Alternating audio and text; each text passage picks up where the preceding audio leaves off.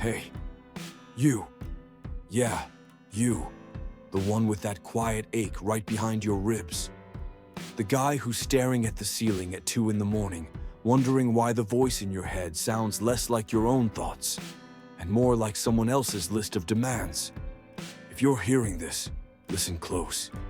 If the ancient Stoic philosopher Seneca were here right now, he'd grab you by the shoulders, look you dead in the eye, and say something that would shake you to your core. He'd tell you, no man is free who is a slave to his body. Now think about that. What is a relationship that's built on trembling, desperate need? It's like having a second body grafted onto your own. It siphons off every ounce of your energy, every pulse of your own thought, until the only freedom you have left is the fake smile you put on for everyone at social gatherings. Tonight, I want you to consider what it would feel like to tear that graft off. Yes, it would bleed, it would hurt, but that bleeding is proof of life, and the flood of solitude that comes after. It's the first clean, clear river you've tasted in years. See, Seneca lived in the middle of all the opulence and chaos of ancient Rome. He was surrounded by wealth, power, and temptation. Yet, he deliberately cultivated what he called a poverty of attachment. He insisted that you don't count a man's riches by what he has, but by what he can live without. Just imagine the sheer power of that idea in our world today. A world where every swipe, every notification, every glance from across the room is begging you to trade a piece of your soul for a quick, temporary hit of validation or approval. But Seneca's voice cuts straight through that glittering fog. He says, he is most powerful who has himself in his own power. So let me ask you, man to man, do you have power over yourself? Or do you hand it over every single time you carefully rephrase a sentence so she won't get mad? Every time you bend your own dreams and ambitions to fit into the fragile little box of her expectations? Every time you call it a compromise, when you know, deep down, it's really the slow, quiet amputation of your own purpose? I want you to picture the single man. Picture him walking through the crowded Roman Forum. Your modern version of that is the endless, algorithmic social media feed. But look at him. See how he carries his silence. He carries it like a hidden weapon. He doesn't owe anyone an explanation for his evening. He's not tangled up in delusions that smell like perfume. He doesn't have to perform the careful, draining arithmetic of someone else's emotional needs. In his solitude, he can finally hear the crisp, clear crackle of his own thoughts. Unpolluted, untamed, volcanic. Seneca warned that the mind grows restless and weak when it's trapped in a barrel of constant noise. And let's be honest, relationships, as sweet as they can be, are often factories of noise. Quarrels that seem to come out of nowhere. Anxieties about everything and nothing. That dull, constant throb of obligation that we dress up and call romance. But a mind that is allowed to rest in solitude, it sharpens itself like an obsidian blade. It studies, it writes, it creates plans that are so big they could scorch the horizon. This is exactly why Seneca wrote to his friend Lucilius, "Retire into yourself as much as you can. Associate with those who will make a better man of you. Welcome those whom you yourself can improve." Notice what he didn't say. He never said, "Find a lover who will complete you." He placed true friendship, and above all, personal mastery, far above any kind of feverish, romantic entanglement. And what's the biggest benefit of this? Time. Time is the most ruthless creditor in the world. But when you claim your solitude, it suddenly starts paying you interest instead of just collecting your debt. Think about all those nights you surrendered to appeasement rituals, the endless reassuring, the delicate negotiations about whose career matters more, whose feelings are more valid today.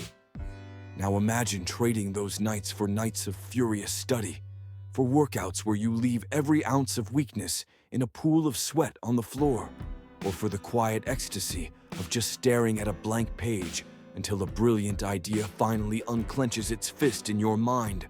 Seneca's voice thunders across the ages with this truth: it is not that we have a short time to live, but that we waste much of it. Hear him. The single man doesn't have to apologize for hoarding his hours like they're gold. He stacks them, he melts them down, he reforges them into spear points aimed at his highest ambitions. But I need love, you might be thinking. Your brain is screaming for that validation, for that connection. Seneca would just smirk. He watched emperors who were worshipped like gods get assassinated by the very people whose approval they craved. And he would reply, if you wish to be loved, love. It's about being the source of love, not a beggar for it. It's about choosing your battles, commanding your own life. Singleness isn't a punishment. It's not an exile. It is the high ground. From that vantage point, you can finally survey the entire landscape of your life, and every single decision is yours alone, sculpted by the fire of your own reason, not the emotional mud of someone else's. Do you remember how it felt before compromise colonized your entire calendar? When a Saturday could just unspool before you like a silk road of infinite possibilities? The single man still owns that entire empire. He wakes up without the siren song of expectation already curling around his neck. He can get lost in a bookstore until the pages start to smell like eternity. He can train until the iron feels like it's bending to his will. He can listen to a thunderstorm and hear the drums of his own ancestors. Seneca wrote that the wise man is content with himself, that virtue alone is sufficient for happiness. So, happiness isn't found in a woman's gaze. It's found in the unflinching, unbreakable intimacy you build with your own conscience. And what is virtue? It's self-rule. It is building a kingdom inside yourself that no seduction, no manipulation can ever conquer. So when the world tries to seduce you, when it tells you that being in a couple is the only proof of your worth, I want you to hear the ghost of Seneca hurling a chalice across the marble floors of history. And I want you to hear his roar echoing through the centuries. Worth is self-sovereign. Let that echo ring in your chest tonight. Let its vibration crack the plaster of your dependence, so the bright, terrifying light of your own freedom can finally flood in. You might stagger at first. You might be blinded by the sheer number of possibilities you've been denying yourself. But stand tall, because that stoic giant of Rome is standing right there beside you, nodding in grim, proud approval. Because the man who walks alone walks unshackled. And that, my brother, is the untold victory they never, ever wanted you to claim. You say you want peace, but every single night, you cradle chaos in your arms in the form of emotional need. You say you want freedom, but you tie your entire sense of self-worth to the timing of a text reply, to a sideways glance, to the emotional weather patterns of another person that you will never be able to predict or control. The philosopher Seneca would weep, not for your pain, but for your blindness. He wrote, "To be everywhere is to be nowhere." And that's you, isn't it? You're a man scattered across a dozen different text messages, fragmented into moments of fleeting approval, and ground down into meaningless apologies. You are nowhere because you no longer live inside your own skin. You've become a performance, a placeholder, a man who is constantly rehearsing his own life for an audience of one. But the single man, the man who is truly single in mind and spirit, he's not fragmented. He is whole. He is solid. Why? Because he belongs to no one but his own well-examined reason. There's a reason Seneca praised solitude as the breeding ground of greatness. He wasn't against love, not at all. He was against the kind of love that demands you shrink yourself to fit inside someone else's tiny script for your life. When a man is truly on his own, he can expand, he can inflate, he can become monstrous in the best possible sense of the word. A giant of thought, a giant of presence, a giant of quiet, undeniable impact. But when he's entangled with the wrong person, his soul becomes like a rented apartment. He can't decorate it with his own dangerous ideas or his unpopular convictions. He can't turn up the music of his own passions and dance to the beat of his own fire. Instead, he starts to watch himself in the third person. He sees himself shrinking, softening, censoring every word, every thought. And the saddest part, he calls it maturity. Seneca would have spat that lie into the Tiber River. He wrote, "The man who fears suffering is already suffering from what he fears." Apply that to your life. Right now, you stay in situations not because they nourish you, but because you are terrified of the ache of being alone. And yet, that ache, that sharp, clean, honest ache, is the very crucible where strong men are forged. Seneca knew that pain is the great clarifier. When you choose to be single, yes, you will feel the sting of your own company at first, but you will also discover that it is in your own company that the seeds of greatness finally begin to germinate. You stop negotiating over who you are. You stop pretending that you don't want more from life. You stop apologizing for your own hunger. The world is constantly telling men to settle down. Seneca tells you to settle up. Rise, rise to meet yourself. In the profound quiet of the single life, you are forced to confront everything you've been trying to drown out with noise. Your doubts, your deepest regrets, your most secret and wild ambitions. That confrontation is a storm, my friend, and it is the only storm worth navigating. You want to be a man who changes the course of his entire bloodline? Then you must first change the course of your own mind. And for that, solitude is not optional. It is a requirement. Withdraw into yourself as far as you can, Seneca advised. What he meant was simple, yet profound. The average man spends his life trying to explore women. The wise man explores his own soul. And when that man returns from his voyage into himself, if he then chooses to love, he does so not from a place of emptiness, but from a place of overflow. Not from a place of fear, but from a state of fullness. But until that day comes, the man who walks alone walks with destiny at his side. He builds, he studies, he listens to the ticking clock of his own life, not the constant noise of the world. The world will mock him for this. Why? Because it fears him. It fears him because he cannot be manipulated with sex, or with softness, or with shame. He is dangerous, not because he hurts people, but because he no longer needs anyone else to make him feel alive. He is the man who opens his eyes in the pitch-black darkness of his room and smiles, not because someone is lying next to him, but precisely because no one is. That smile, that is the beginning of true freedom. And that freedom is what terrifies the world, because a free man cannot be bought. A free man cannot be broken. And worst of all, a free man cannot be controlled. That, Seneca would say, is the ultimate benefit of being single. It's not the absence of a partner. It's the absolute, undeniable presence of your own power. Look around you. You see men everywhere, but true presence is incredibly rare. What you mostly see are shadows of men.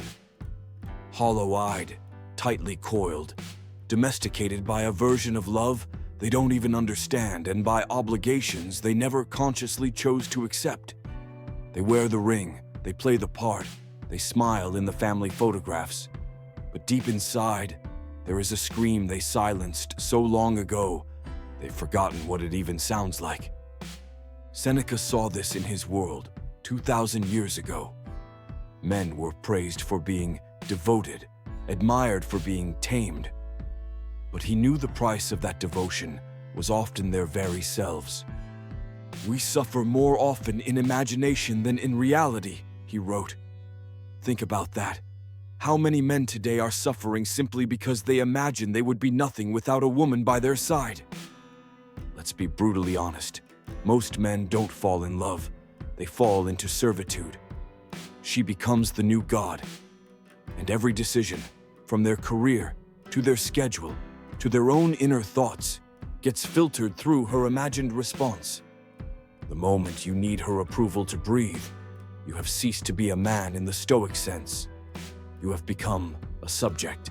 Seneca believed that the only true wealth is self-command, that a man who needs nothing possesses everything. A single man, if he is philosophically awake, isn't poor in love. He is rich in liberty. He might dine alone, but he tastes every single bite with the clarity of a king in his own court. He might sleep alone, but his dreams are his own, untainted by the fear of betrayal, rejection, or emotional blackmail. He doesn't just enjoy moments of peace, he is peace. And let's get one thing crystal clear. Solitude is not the same thing as loneliness. Seneca made a sharp distinction. He urged, associate with people who are likely to improve you. Welcome those whom you are capable of improving. He never, ever said, find someone to fill your silence. That silence, the silence is the test. And the awakened single man turns that silence into a forge. In that fire, he refines his discipline. He hones his purpose. He sharpens his ability to live well, entirely on his own terms. That's not just a phase he's going through. That is power.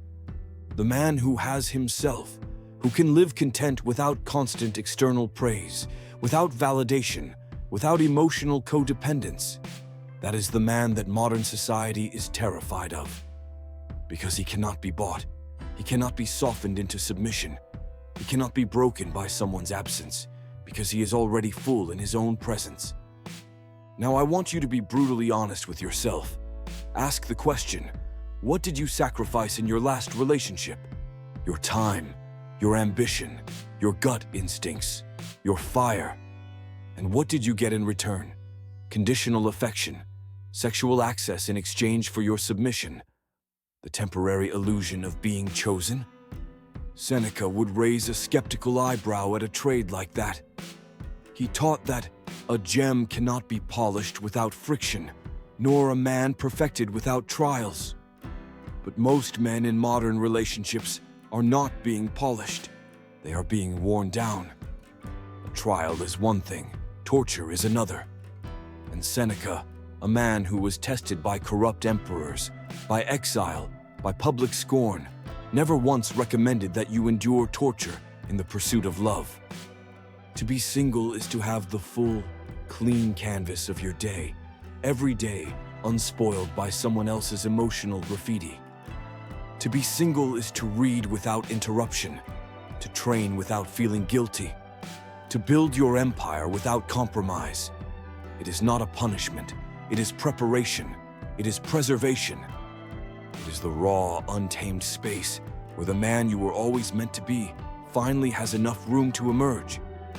And then, if one day you choose to enter a relationship again, it will not be because you need someone to complete you.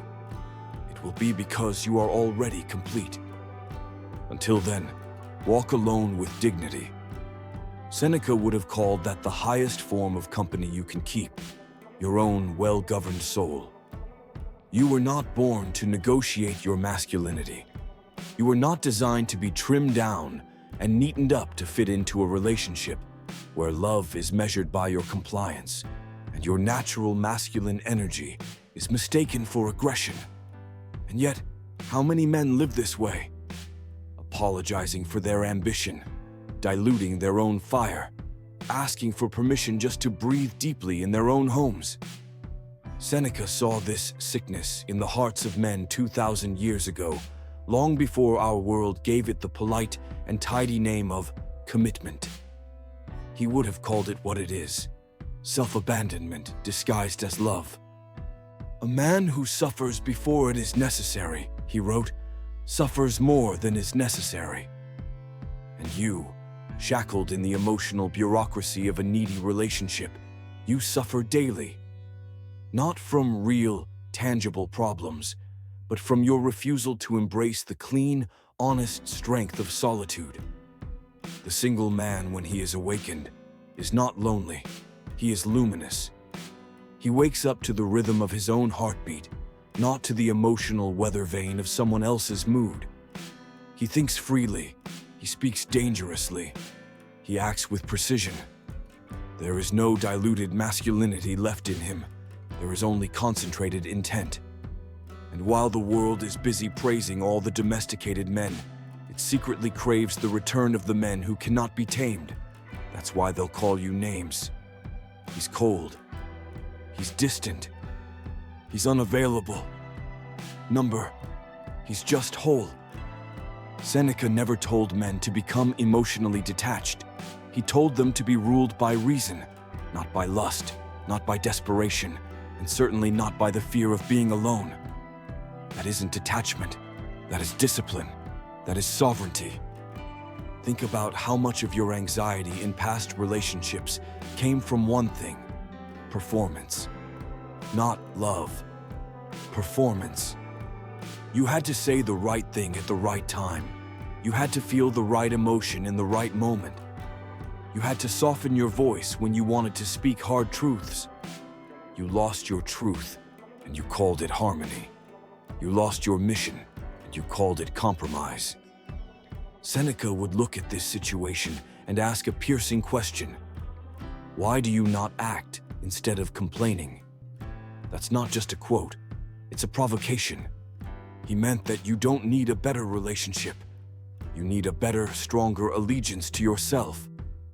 When a man finally lives in alignment with his own reason, his actions follow his will, not someone else's expectations. And a single man who has mastered his own mind in this way, that man is untouchable. You want to build something that lasts forever? Begin with solitude. You want to conquer your own demons, you have to face them without the distraction of someone else's. You want to leave a legacy? You must forge your days in the fires of silence and sacrifice. There is simply no room for greatness in a life that is constantly adjusting to the shifting, unpredictable whims of romantic dependency. This is why Seneca urged men to choose a path and stick to it. Most men never stick to anything because they are too entangled, emotionally, sexually, psychologically. They are owned. They just don't have the contract to prove it. But the man who chooses to walk alone, deliberately and not by accident, is capable of choosing his path without compromise. And once he has chosen it, he becomes a force of nature. He becomes a storm that the world itself must reckon with. Let me say it plainly. There is nothing wrong with being single. There is, however, something deeply wrong with being forgettable, with being tame, with being replaceable. The man who truly embraces his solitude becomes unforgettable because he finally becomes fully himself. His thoughts deepen, his craft sharpens, his very presence thickens. He can walk into a room and carry his silence like a war drum. He doesn't chase affection because he's no longer craving anesthesia. He craves clarity, and clarity lives in solitude. Is it hard? Yes. Is it raw? Absolutely. But it's real. It's honest. It is the only space where true transformation isn't diluted by constant distraction. That's why Seneca praised the life of the philosopher, not as an escape from pain, but as a direct confrontation with truth. And in that confrontation, in that fire, the single man is reborn. Not as a wounded lover looking for his other half, but as a warrior who has finally remembered who he is. You've been lied to from your earliest years. They taught you that being alone is a sign of failure, that solitude means something is fundamentally wrong with you, that the man who stands by himself must be broken, or bitter, or undesirable. Seneca would have laughed at such flimsy illusions. He wrote that one of the first steps toward wisdom is the desire for solitude. Not because other people are evil, but because noise is the enemy of self-knowledge. And modern relationships, for all their poetry, are often just noise disguised as intimacy. 1,000 texts a day, the constant checking in, the emotional boomerang of validation, followed by guilt, followed by expectation. Where, in all of that, do you even have the space to breathe? The single man possesses something most men in relationships can't even name: stillness. You can see it in the way he walks, in the way he makes decisions, in the way he can be silent for days on end and never once feel empty. Stillness isn't absence, it is presence, distilled to its purest and most powerful form. This is why embracing singleness can be so terrifying at first. It's not about escaping women, it's about returning to yourself. It's the moment you stop being a satellite caught in someone else's gravitational pull and finally become a star burning on your own fuel. The terror comes from the revelation of just how much you've been hiding behind roles: the good boyfriend, the nice guy, the dependable one. Take all of that away, and what is left? If the answer is emptiness, good. Now you know where you have to begin building. Seneca believed that discomfort was the engine of transformation. The single man prepares. He doesn't wait around hoping. He doesn't wish for things to get better. He sharpens. And what does he sharpen? Not just his skills. He sharpens his standards. He sharpens his discernment. He sharpens his ability to walk away from anything and anyone that does not elevate him. Because when you are single and strong, you no longer settle for just a warm body. You look for a mind that challenges you, a soul that resonates with you, a partner in a shared purpose. Or you choose no one at all, and you are at peace with that because you know the fundamental truth. It is better to walk alone in clarity than to march beside someone else in confusion. Look at the men who are terrified of being alone. Where does their time really go? Not just the hours on the clock, but their vital energy, their focused attention, their inner fire. Every hour spent explaining themselves, decoding mixed signals, rebuilding trust over things they didn't even do wrong. That is time they could have spent crafting their body, building their legacy, or understanding their own soul. Life is long, if you know how to use it, Seneca wrote. Yet most men waste the best years of their lives negotiating away their own instincts just to feel accepted. Their minds are no longer free range. They are leased, rented, and taxed by the minute. That's not a partnership. That's servitude with a prettier name. The single man is wealthy not because he's free from a partner's bills, but because he owns his time. He spends it deliberately, not reactively. He executes his goals. He doesn't just explain them. He embodies peace. He doesn't plead for it. Solitude doesn't break men. It reveals them. It shows you exactly what you are made of when there is no applause, no soft distractions, just you and your own unfiltered truth. And once you have tasted that level of radical self-intimacy, the very idea of bending yourself out of shape again, of shrinking to fit someone else's world, becomes revolting. So let them misunderstand you. Let them call you cold, too serious, too independent. You'll just smile. Not out of pride, but because you know the true meaning of what Seneca called tranquillitas animi, the tranquility of a soul that is steady, calm, and unshakable. You don't need chaos to feel alive anymore. You don't need someone else to complete your story. Because now, for the first time, you are the one writing it, alone, and with fire. You now stand at the edge, not of loneliness, but of liberation. The man who fears being alone has already surrendered his power. But the man who has faced the silence, chewed through the boredom, and swallowed the ache has emerged with something rare in this world: direction. So when the world asks you that inevitable question, why are you still single? You won't flinch. You won't get defensive. You'll smile with the quiet certainty of a man who owns himself completely. You'll look them right in the eye and know your answer, even if you don't say a word. Because I'm building something that no relationship has ever offered me: peace, purpose, and personal truth. And if love finds you on that path, fine. If not, even better. Because you are not waiting, you are not hoping, you are not lost, you are forging, you are creating, you are becoming. And that is something no one can ever give to you, and no one can ever take away. If this message hit home, if it woke up a fire inside you, then it's your duty not to let it die here. Like this video, share it with a man who has forgotten who he is. Subscribe to this channel so you never miss these hard truths. This is not the end. This is the beginning. Stay sharp, stay sovereign, stay single until you no longer need to be, because that's when you'll finally be ready.